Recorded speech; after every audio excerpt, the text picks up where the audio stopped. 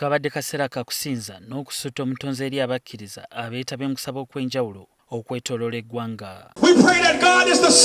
Ku kibangirizi ekiriraanye ennyanja ya Kabaka mu Ndeeba, omusumba wa Victory Christian Center mu Ndeeba, Joseph Serwadda, we yategekedde okusaba kw'okuyingiza abakkiriza mu mwaka omupya. Okusaba kwatandise n'ekkwaya ko n'abayimbi ab'enjawulo abaabaddewo okukulembera abantu mu nnyimba ezisuuta n'okutendereza omutonzi.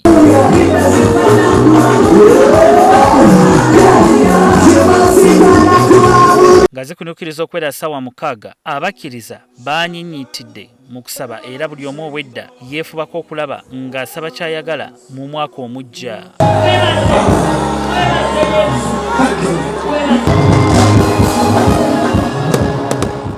Ssaawa Mulindwa bwe yatuuse, ebiriroliro ne byefuga obwengula mu kifo kino wakati mu kusinza n'okusuuta omutonzi.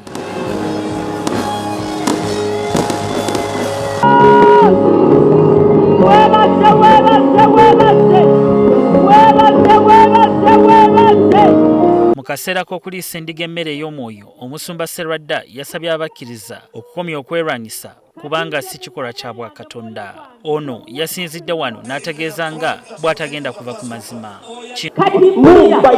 Pulira muli nga Mukama alina engeri gy'antamulamu. To begin standing up for what is right, break free from the bondage that takes over people without reason. Ate n'ekutukka mu lujjegero olwo olw'okusiribwa n'obeera nga tolina ky'osobola kwogera. Ku kisaawe kya Old Kampala SS, omusumba David Livingstone Kiganda we yategekedde okusaba kwa National Prayer Day and Night nga kuno kwetabiddwako Namungi w'omuntu okwabadde ne bannabyabufuzi. Tegera Katonda n'okwagala Katonda ate n'okumwebazanga n'okumwesiganga. Ng'olunaku lwaleero tugenda kusula mu maaso ga Mukama nga tunoonyesa kya Katonda nga tugenda kusabira eggwanga lyaffe Uganda. Mukama ateeke ekisa ku ggwanga lyaffe Uganda. Tumaze butulaga okuba abeegendereza ennyo mu nkolagana zaffe ng'abantu, okunyiikira okusaba n'okwewala ebintu ebiyinza okututwala mu kuleegulukuka. So as young as the children are, don't allow them to watch TV 24 hours.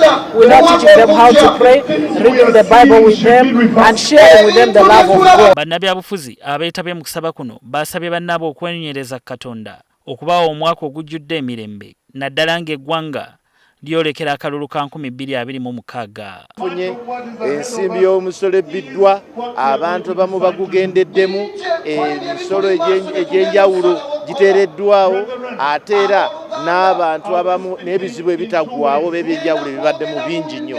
Naye Katonda ng'atusobozesezza okumalako omwaka guno, tulina bingi bye tulina okumusaba. Kwe kwagala kwange nga mmeeya wa divizoni y'e Kawere. Omwaka ogujja mwaka gwa kuzoganya, mwaka gwa kulaba nti twenunula. Njaga twesibe bbiri kubanga mwaka tugenda bba mwangu naye Katonda gwe tugenda okwekwasa.